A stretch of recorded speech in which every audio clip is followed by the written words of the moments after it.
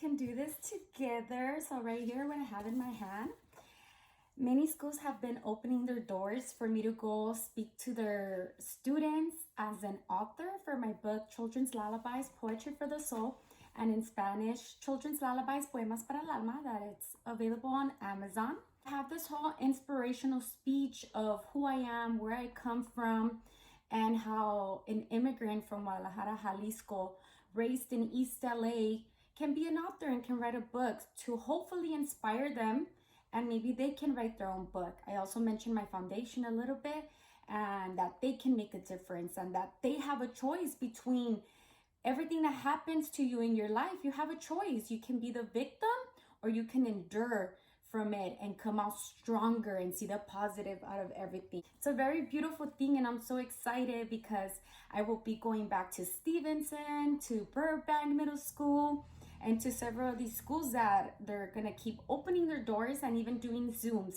which I would have thought Zoom doesn't work, but I had a Zoom with the parents and we cried and we opened up, and it was just amazing and beautiful to speak about my first and number one goal with my book, which is to create that union between parents and children, to take it back, for parents to read to their children one poem a day can make such a big difference in the memories they will create, in that bond that they will create. And ya quiero llorar, and I haven't even read the letters from the kids. Just a beautiful thing, to be able to open up parents' eyes and to realize how important their involvement in their child's life is. That's my number one goal. My second goal is for kids to listen from early on, to just hear the words of self-love, of encouragement, of discipline, of working hard for what they want, so they can build a healthy and strong self-esteem, and they could go after what their heart desires most. And so with that, I went to speak to students from Nimitz Middle School, and some of the students wrote me letters. Oh my God, look at how long they are. So I haven't read them yet. I was gonna read them for Christmas, but I had a beautiful Christmas Eve, a beautiful Christmas day, that I was just with God and appreciating, God giving up his only son for us and our sins, and for us to live life and be forgiven. So I was just so caught up in that, and I just had such an amazing Christmas, like my best Christmas ever, that I forgot about these beautiful letters. But then I remembered today, right now, before going to church. So I was like, how about we read them together? There's a lot. Probably can't read. Oh my God, they're really long. I really didn't think it was going to be that long. But let's read Jesse's letter.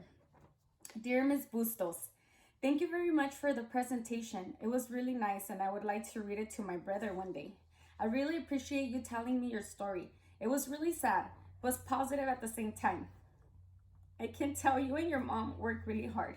She's 60 years old, like OMG. A kid would say that, huh? One thing that stood out to me was you and your family. I was surprised to hear that you and your mom worked really hard to live and you became an author. One question I have for you is, how does it feel to be an author, and how is your life? I hope to see you again in the future. Sincerely, Jessie. Dear Miss Bustos, thank you for sharing your story about your life and the information about the book. I really appreciate that you share your story. The question that I have for you is, did someone from Babylon help you with the book? According to yesterday's presentation, you mentioned something with Babylon.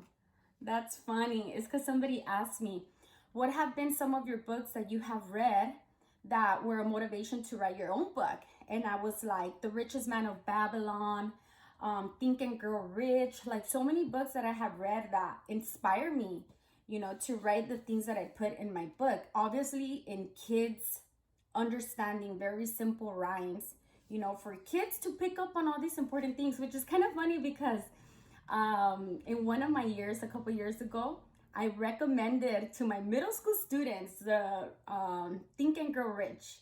And I actually had the only Asian kid I had in my class. He was like, Miss, I'm reading the book. I'm all like, oh my God, that is so cute, because there's a part in that book that I implement every single day of my life when I wake up. So I really think it's a very powerful book. Napoleon Hill is amazing. And if you listen to like some of the audios on YouTube. Oh, I totally recommend them.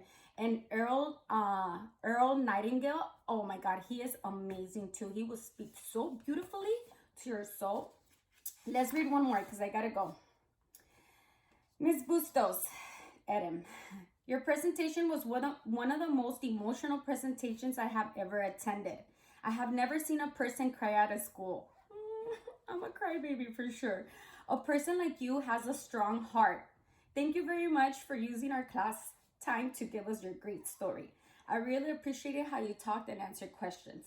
One question I have for you is, do you have kids? Also, have you found your father? Is it hard to answer? I would understand. I hope to see you again in the future. Too cute. I don't have kids, guys, but you know, it's funny. I actually wrote this book for my unborn children.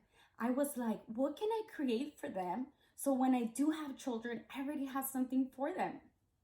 So then I thought, what is every single thing I need to make sure I tell my kid since the last trimester that I have them in me? And so I wrote that book with that mentality. Like, what is all the things that I wish I would have heard that would have changed my life and I would have became even more successful, or my sisters wouldn't have turned out how they did, and my sister wouldn't be in a life sentence in jail if maybe she would have heard these words, you know?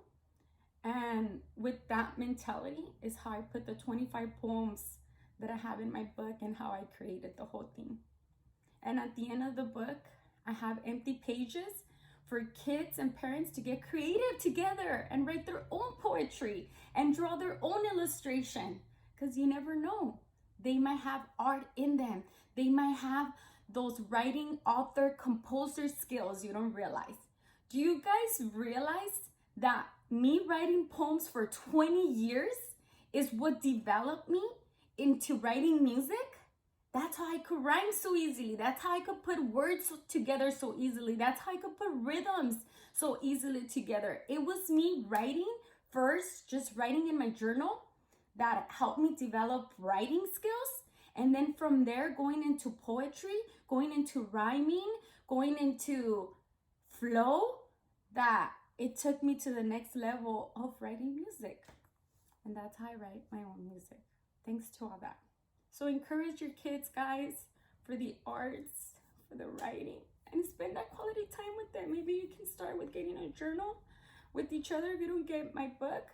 And you guys can take a moment to like sit and just write. You guys don't have to read each other's journal, but just write about your day, write about your goals, write about your fantasies, write about your imagination, your creativity, because you writing and thinking about all that will make you get there. I don't know why I'm still crying. Okay, I gotta go to church, guys. I love you guys. Arriba la vida. Love you.